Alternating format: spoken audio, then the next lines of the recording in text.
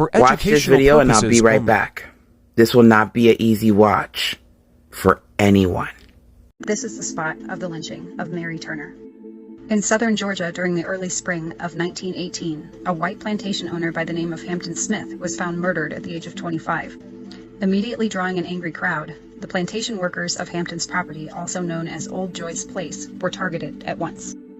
Within the list of 13 suspects was a man named Hayes Turner. Born in 1892, Hazel Hayes Turner was a 19-year-old farm laborer who was married to a young woman named Mary Hattie Graham. Taking her married name of Turner, Mary was 8 months pregnant at the time of Hampton Smith's killing, and the couple knew all too well about the dangers they now faced for simply being black. Within just 3 days of Smith's untimely death, Hayes Turner was one of many who were captured by police and arrested as a suspect. Little did Turner know, but a plantation worker named Sidney Johnson was already being looked at as the main suspect, not Turner. Despite the whimsy of Georgia's judicial system following Smith's murder, Hayes Turner was nonetheless questioned and kept in the county jail for further investigation. That was until the sheriff decided Turner might be more safe from the town's angry mob if he was taken to a neighboring city and held in custody there. County Sheriff Wade, who was accompanied by a court clerk, removed Hayes from a cell and headed towards the town of Quitman. Hayes never made it. At some point, Sheriff Wade stopped the vehicle en route as a mob of 40 white men blocked the road. They snatched the prisoner out of the vehicle, and a handcuffed Turner was led into the woods where he was hung by the neck in a tree. His body stayed there from Saturday to the following Monday, when he was finally cut down, and his corpse was buried no more than 50 feet from the tree where he was murdered. Already distraught over the arrest of her husband while she was inching ever closer to her delivery date, Hayes Turner's wife Mary was traumatized the following day when she learned that her husband had been lynched. Without a doubt, Mary knew that the persons responsible hid their acts behind the shine of a sheriff's badge, and in her despair she publicly announced her pleas for justice to be served. She demanded that those responsible for her 19-year-old husband's brutal murder be charged with their crime, and that they proceed to seek justice in the local county courtroom. When the mob heard of Mary's demands, they sprung into action to hunt the pregnant woman down. Mary simply had no time to escape the clutch of their racist grasp around the neck of the situation. When the mob caught up with Mary, just one single day after the lynching of her own husband, the crowd showed no mercy as they put their deranged plan into action. First, the crowd of white mobsters took her to Folsom Bridge. A tree hung just over the water on the banks, and that was where they decided to throw their rope. They tied the pregnant widow's feet together tightly and began to hoist her off the ground feet first. As Mary Turner dangled from the tree upside down, she began to scream in pain and cried for mercy over the life of her unborn child. The mob would have none of it. They then began throwing buckets of liquid on Mary, which were filled with motor oil and petroleum from their vehicles. With a gas-soaked face and her clothing that was dripping with the flammable combination, a match was lit. As Mary's hair caught fire, she screamed in agony. Her cries fell on deaf ears as a member of the mob approached her writhing in pain. He pulled out a knife, yanked her layered house dress off to expose her abdomen, and with a brutality that is incomprehensible, the man sliced Mary's stomach open with jagged sawing motions, and he removed her infant baby by letting it drop to the ground, where it made 2 small cries.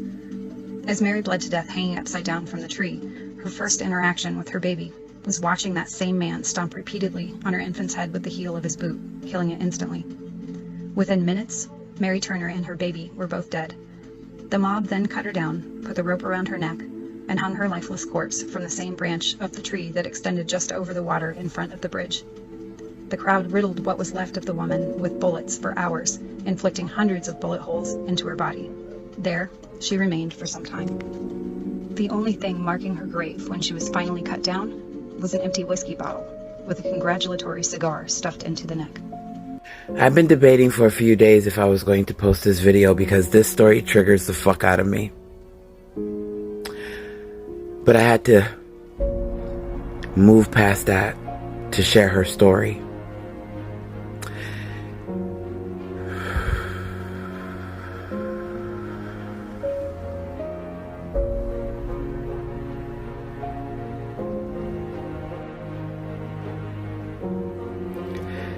These are the stories that they want to bury.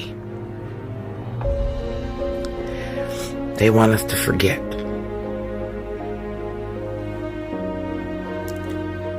I cannot even imagine the terror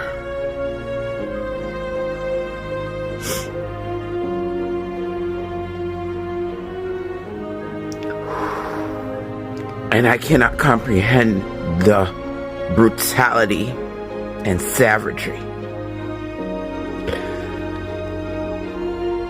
especially to children. It was not just one or two or three white people. It was hundreds of thousands that exhibited this type of brutality. And those people that had to die at the hands of these people, their stories will be shared, even if it triggers me.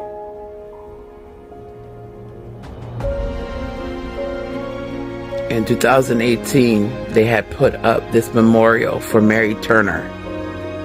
And of course, some racist people went over there and shot it up with bullets. But y'all want us to forget though, right?